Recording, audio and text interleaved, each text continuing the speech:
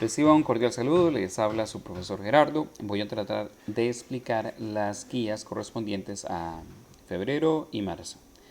Bueno, la primera trataba sobre el poema Correspondencias. Voy a irme directamente a las preguntas. Dice, resuelva la siguiente guía de lectura. Estas tienen respuestas un poquillo extensas. Sugiero que se hagan en el cuaderno con los títulos Primera Guía de Trabajo Autónomo, febrero. Español. Bueno, primera pregunta, ¿por qué se llama correspondencias? Vamos a ir a una presentación PowerPoint que les tengo lista que habla sobre estas preguntitas. Entonces aquí vamos a ver si me presenta. Voy a rotar un toquecito. Vamos a ver. Gracias. Pregunta número 1, ¿por qué se llama correspondencias? Bueno, en el texto vemos cómo la naturaleza y el ser humano intercambian mensajes uno con el otro y cómo la naturaleza busca que el ser humano le corresponda a los sentimientos y emociones que ella le brinda. Por eso se llama correspondencias. En la pregunta número 2 se nos pide que indiquemos cuál es el emisor y que agreguemos una cita y que justifiquemos. Bueno, en este fragmento puede ser considerada la naturaleza como el emisor o el creador de la naturaleza y de todo como el emisor. La cita que demuestra esto es: la natura es un templo donde vividos pilares dejan a veces brotar confusas palabras. En este fragmento se expresa que de la naturaleza es que salen las palabras, y si salen las palabras, la naturaleza o es el emisor o es el transmisor. Luego hay otra pregunta, se nos pide que indiquemos cuál es el receptor y que además citemos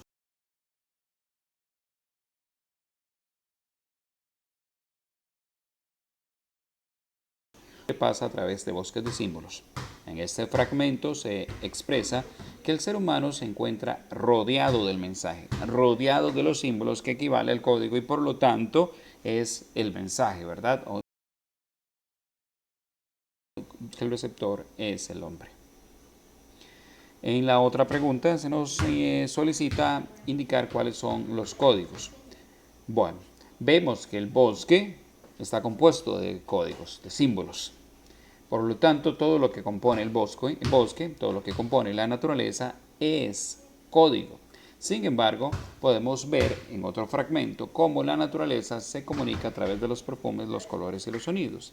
El fragmento dice: los colores, los perfumes, los colores y los sonidos se responden como profunden en una vasta y tenebrosa unidad, etcétera, etcétera. En ese fragmento se demuestra que los perfumes, los colores y los sonidos son el mecanismo, por lo tanto el código, o son la forma del mensaje. La otra pregunta es: ¿cuáles son los mensajes que se envían en la naturaleza y el hombre? Bueno, no podemos decir que es específicamente de X forma, pero se interpreta de forma implícita a través de la relación que hacemos con los perfumes que representan la naturaleza, con los colores que representan la naturaleza, con los sonidos que representan a la naturaleza, que la naturaleza brinda cariño, protección, vida y afecto al ser humano. Mientras que si analizamos los colores y los ruidos que genera el ser humano hacia la naturaleza, podríamos interpretar que hay una cuestión de odio, agresión, muerte y contaminación. Vamos a las figuras literarias. La siguiente pregunta, la número 6, nos pide la figura literaria. Son varias, entre ellas la metáfora. Recordemos que la metáfora es decir que un elemento A es un elemento B. Por ejemplo, se nos dice: la naturaleza es un templo. El elemento A es la naturaleza y el elemento B es el templo. No se nos dice que se parezca a un templo, se nos dice que es un templo y por lo tanto la naturaleza equivale a un lugar sagrado y de culto. Aquí surge la pregunta: ¿culto a qué? Es por eso que suponíamos que también podría haber una referencia a un ser creador, un ser divino, un Dios al que se le deba rendir culto. Símiles hay muchos, voy a hablar de 3. Primero dice: hay perfumes frescos como carnes de niños. luego hay perfumes suaves cual los oboes y luego hay perfumes verdes como praderas. Pongo entre paréntesis cuadrado, hay perfumes porque se interpreta de manera implícita que ellos son los que están siendo comparados. Bueno, recordemos que el símil es una comparación. Utilizamos la palabra como mecanismos para comparar. ¿Y cuáles cualidades son comparadas? Bueno, la frescura, la suavidad y el verdor. Entonces, cuando se nos dice que hay perfumes frescos como carnes de niños, suponemos que se trata de la cualidad de la frescura, la sensación de la frescura que generan estos perfumes, similar a la que se siente al tocar la piel de un niño. Hay perfumes suaves con los oboes. Entendemos que los oboes son un instrumento y que no es perfumes tienen la sensación de suavidad que genera la armonía del instrumento. También dice que hay perfumes verdes como praderas. Igual, la comparación se da en pureza de, de campo, de aire puro, igual que las praderas. Otra de las figuras literarias que se da en el texto es la personificación, también conocida como prosopopeya, que consiste en dar cualidades humanas a objetos o seres inanimados, de símbolos que lo observan con miradas familiares. O los perfumes, los colores y los sonidos se responden. O hay otros que cantan. En todos ellos, en todos estos fragmentos, encontramos seres inanimados, como los bosques, los perfumes, que tienen acciones humanas como observar, responder y cantar. Y por último tendríamos la figura literaria hipérbole, que es una exageración. Por ejemplo, hay perfumes no tiene fin, ¿por qué pensar en la expansión de las cosas infinitas? En eso consiste justamente la exageración. Bueno, la pregunta número 7 nos solicita las figuras de construcción. Recordemos que las figuras de construcción tienen que ver con la forma en que se escriben los versos, no con el significado como es el caso de las figuras literarias. La primera figura de construcción que estaremos trabajando es el encabalgamiento. Recuerden que el encabalgamiento consiste en que una idea pueda ser expresada en más de un verso. Por ejemplo, el hombre pasa a través de bosques de símbolos que lo observan con miradas familiares. Aquí claramente podemos ver que la idea se expresa en dos versos. Recuerden que los versos son las líneas, los renglones. Incluso la segunda frase que lo está completa sin la primera. Sabemos que el sujeto de esa frase es bosques de símbolos, que se encuentra en el primer verso.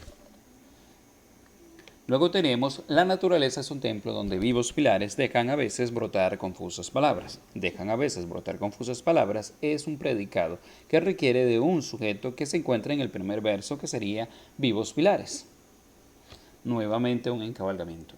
Luego tenemos la reiteración, que consiste en varias palabras en un mismo verso. Por ejemplo, los perfumes, los colores y los sonidos se responden. Aquí tendríamos la palabra los que se repite. El otro verso, como el ámbar, el bencuí y el incienso, presenta el como la reiteración. Por último tenemos el hipérbato, que consiste en la alteración del orden lógico. El orden lógico es sujeto, verbo y complementos. Pero cada vez que dejamos el sujeto en una posición diferente, estamos haciendo una alteración y por lo tanto un hipérbato. Noten la estrofa que dice: como prolongados secos que de lejos se confunden en una tenebrosa y profunda unidad, basta como la noche y la claridad, los perfumes, los colores y los sonidos se responden. La frase los perfumes, los colores y los sonidos responden como prolongados secos. Vamos a la última pregunta, la número 8, que nos habla sobre la métrica y la rima. Si contamos la división silábica de cada uno de estos versos, nos va a dar 15 y 14. El primero da 15, el segundo da 14. La natura es un templo donde vivos pilares. 15.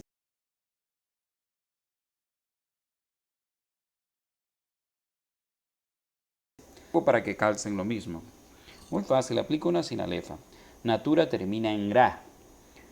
La palabra es inicia con la vocal E. La sinalefa consiste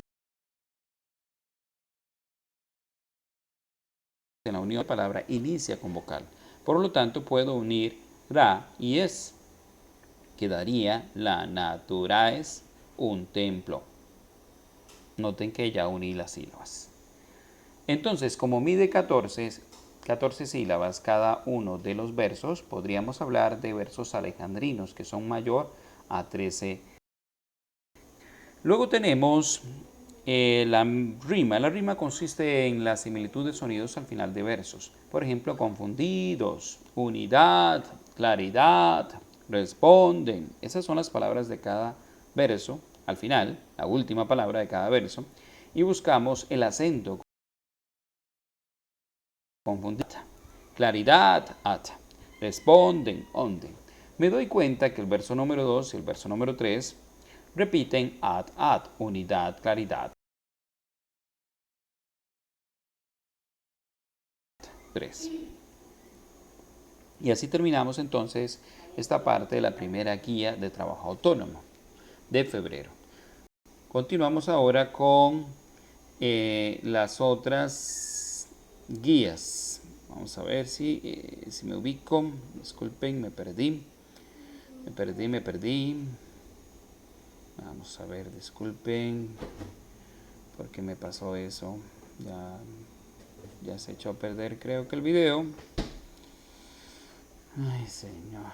Bueno, aquí estamos de nuevo. No ha pasado nada. Ahora vamos a hablar de la primera guía del mes de marzo. La primera guía del mes de marzo consiste en la etapa de planificación de una redacción. El tema para esta redacción es el impacto del quehacer humano en la naturaleza. Lo primero que nos pide es hacer una ficha bibliográfica. Esta ficha bibliográfica deben llenar ustedes en su casa o en la biblioteca o en donde dispongan para buscar información. Si por ejemplo obtuvieron información en una revista, ponen una X sobre la revista. Si lo hicieron en un libro, pones una X en donde dice libro. Y si ponen en la web, significa que lo encontraron en la web. El autor lo escriben ahí, del libro, de la web o de lo que sea. A veces no aparece el autor, por lo tanto se puede escribir anónimo. El título del libro, del artículo periodístico, del artículo de revista, qué sé yo. La fecha en la que se obtuvo la información, si mañana la obtienen, entonces escriben la fecha de mañana. Las páginas 1, 2, 3, 4, si es de periódico, revista o libro. Y si es www.xxxxxx.com. Palabras claves o resumen. En esta parte quiero que me escriban con sus palabras y pocas palabras en qué encontraron en la fuente que están indicando. ¿Qué encontraron en el libro? ¿Qué encontraron en la página web? En pocas palabras, encontré esto. Luego viene una etapa para elaborar una técnica. A esta técnica le vamos a llamar mapas y redes, que consiste en generar a partir de un concepto, en este caso el tema, un montón de conceptos, un montón de ideas. Lo vamos a hacer, repito, con el tema del impacto del quehacer humano. Colocan el tema en el centro y de ahí sacan ramificaciones para crear esta técnica de mapas y redes. Una vez que lo han hecho, que pueden poner lo que quieran, lo que gusten, tienen que elaborar un esquema. Recuerden que el esquema es un ordenamiento, una selección de las ideas y luego un orden de estas ideas, de manera que yo cuando empiece a escribir sepa qué idea va primero, qué idea va luego y qué idea va al final. Recuerden que la redacción de un ensayo tiene una introducción, un desarrollo y una conclusión. Por lo tanto, sería bueno entender qué ideas van en la introducción, qué ideas van en el desarrollo y qué ideas van en la conclusión. Pasemos a la siguiente guía. En la siguiente guía ustedes deben elaborar una introducción. En esta guía se presenta la definición de lo que es una introducción y se nos da algunas técnicas introductorias. Entre ellas, cuenta una breve historia, que consiste en expresar una pequeña historia que tenga que ver con el tema. Haz preguntas, que consiste en un listado de preguntas que tienen que ver con el tema. Aporta datos interesantes, pueden ser de periódico, de revista, que sean datos que generen interés y que tengan que ver con el tema. Mencione autores reconocidos, lo que dijo tal vez Juan Pablo II, lo que dijo X personaje, que tenga relevancia con el tema. Luego dice, aplico metáforas y analogías, es decir, comparaciones. Y 6, uso datos estadísticos. Los datos estadísticos permiten generar interés si se saben trabajar. Creo una introducción. Dice, no me preocupo por las normas de redacción, dejo que las ideas fluyan, etcétera, etcétera. Bueno, manos a la obra. Indico en el siguiente espacio de qué se va a tratar el ensayo. ¿Qué voy a redactar? Recuerde que el impacto del ser humano en la naturaleza es el tema. Entonces aquí en pocas palabras ustedes dicen, en este ensayo se trabajará el tema del impacto del ser humano en la naturaleza, analizando las afectados, responsables y posibles soluciones ante esta problemática. Por ilustrarles podría ser esa frase. Respondo, ¿cuál es la técnica que más me conviene para la producción textual? Ustedes van a elegir de las anteriores, ya les leí, son 6, estas que dicen algunas técnicas introductorias. Ustedes eligen una y escriben nada más el nombre ahí. En el párrafo 1 van ahora sí a desarrollar esa técnica, van a contar una historia o van a dar datos interesantes o van a crear una anécdota, qué sé yo. Van a aplicar el impacto del quehacer humano en la naturaleza, elaborado en forma de párrafo. Recuerden que el párrafo inicia con sangría en mayúscula y que lleva puntos y seguidos en su interior.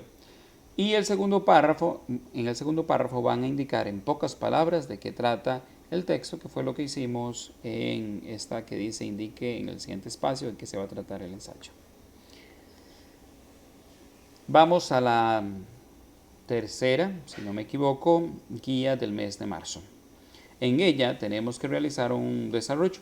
Se nos explica que es un párrafo, se nos habla de la extensión de los párrafos. Noten que en esta imagen, la A tiene los párrafos muy grandes, la B tiene párrafos irregulares y muy pequeños en algunos casos, la C muy pequeños, prácticamente se están creando oraciones aisladas, y la D tiene párrafos, algunos muy extensos o medianos. Recuerden que el párrafo tiene que tener un tamaño regular, no puede ser ni muy pequeño ni muy excesivo, porque la intención es que sea visualmente agradable. Además que recuerden que todo párrafo debe estar compuesto por una frase tópica, frase o idea y un conjunto de ideas secundarias que la amplíen, por lo que no debe extenderse tanto. Dice podar lo irrelevante. Esto es un pequeño consejo para que ustedes identifiquen incisos o elementos que usted agrega al párrafo que vienen, pero que no tienen importancia o relevancia en el significado del texto. Veamos un ejemplo que viene aquí. Dice, un hombre no identificado, al parecer joven, que se cubría el rostro con un capuchón y portaba una pistola, realizó un atraco en las dependencias de la sucursal del Banco X, ubicada en la calle Y, de la que se consiguió llevarse un botín que asciende a un total de 2 millones de pesetas. La Voz de Galicia, 1992. Este párrafo podría, incluso dice que es un encapuchado, pero luego se nos dice que posiblemente un hombre y al parecer joven. ¿Cómo se sabía que era al parecer joven y que era un hombre si andaba encapuchado? Entonces quedaría mejor de esta forma. Un encapuchado se llevó a punta de pistola 2 millones de pesetas de la sucursal del Banco X en la calle Y. Y allí acabaría. Ahí vienen otros ejemplos si ustedes quieren entender mejor este tema de podar lo irrelevante. Manos a la obra. Se nos pide que a continuación generemos ideas ideas principales para luego desarrollarlas como párrafos. Estas ideas principales se pueden obtener en el esquema que ustedes ya elaboraron de la semana anterior, de la primera semana de marzo.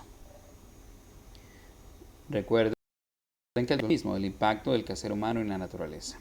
Una vez han elaborado estas 3 ideas, van a crear un párrafo por cada una de estas ideas, ampliando cada una de las ideas con frases secundarias. Muy bien, ahora reviso los párrafos anteriores para determinar si pueden expresarse de forma más precisa, es decir, podando lo irrelevante. Iríamos ahora a la última semana de marzo, la última guía, y esta explica un poco qué es la conclusión. Ahí viene, incluso se nos da algunos consejos para crear una conclusión. Y por último se nos da algunas técnicas de conclusión, como puede ser conclusión que retoma la introducción, conclusión con pregunta, conclusión con conjunciones, conclusión con análisis y sugerencias, conclusión predictiva, conclusión con anécdota, conclusión con breves afirmaciones, conclusión reflexiva, conclusión con cita, conclusión con solución de problema, conclusión con analogía. Yo pienso que este tema se puede trabajar muy bien, por ejemplo, con la conclusión reflexiva, haciendo un llamado a la conciencia de las personas que están, de los seres humanos, al estar destruyendo la naturaleza. Manos a la obra. A continuación redacto 2 párrafos conclusivos aplicando las técnicas anteriores. Aquí viene el espacio para el párrafo 1 y el párrafo 2. No debo olvidar que debo generar conexión con los párrafos introductorios y de desarrollo escritos en las guías anteriores. Y ahí acabaríamos con la guía correspondiente al mes de marzo. Creo que hablé suficiente. Hasta luego.